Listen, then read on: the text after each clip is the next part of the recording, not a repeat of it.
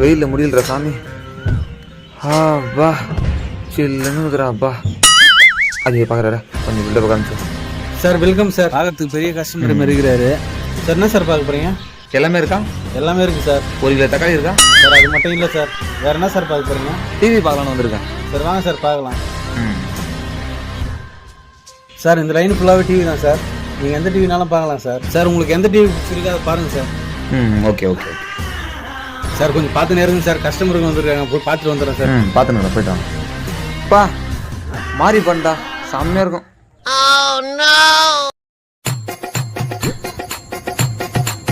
வேற மாதிரி சீன்றாப்பா.